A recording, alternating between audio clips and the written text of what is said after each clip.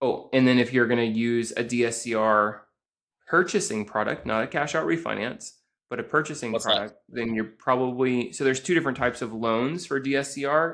You're either going to use a DSCR like straight away and you're going to use it to purchase the house, or some people will choose to take it down with hard money, especially if they're like in terrible condition. You have to like renovate it. You have to put 50, 60, $80,000 into the renovation.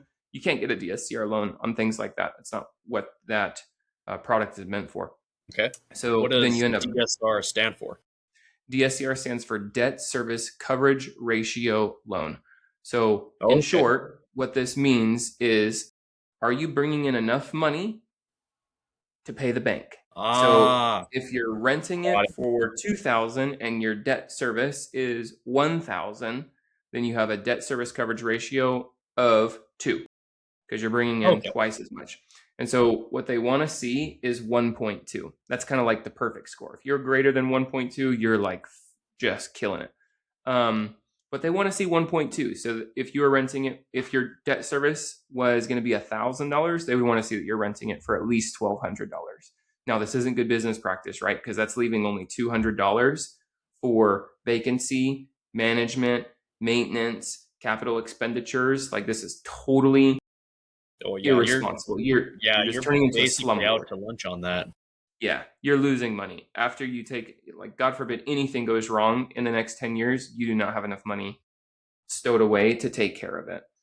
Um, and so what I do is I take the rent and then times 0.65 equals what am I actually using from the rent minus debt service equals net cash flow.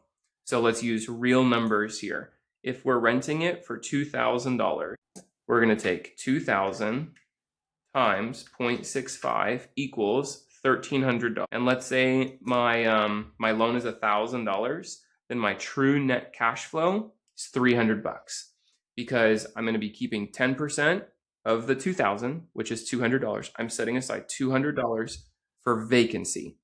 And then I'm setting aside 10% of 2,000, which is, well, really, it's not even technically. We're going to get into the weeds just a little bit. But if you're renting it for $2,000, I take 10% off of that. So my effective gross rent is going to be $1,800 per month. And then Okay. I'm taking 10% of that, which is 180. We're getting into like the minutia of like, who cares Hmm. about $20? But really, that is truly how I do it, is what is gross rent after vacancy? In this exact scenario, it would be 1,800. And then we're going to take 10% of that, which is 180. We're going to set aside $180 for management. We're going to set aside $180 for maintenance and repairs. And we're going to set aside $90 for capital expenditure. So this is any improvements. You're going to buy a new washer and dryer. You're going to buy a new dishwasher. You're going to buy a new, I don't know, you're going to put in a new sink with a faucet and a new fridge or whatever. So at that point, we have, let me bring up my calculator. 1,800 minus 180 minus 180 minus 90 equals 1,350. So see how I was only $50 off? Earlier I had said $1,300. So I'm at 1,350. And then if I'm subtracting my debt service and my debt service is 1,000, then we're cash flowing $350, which is exceptional, by the way. You're crushing it with that $350.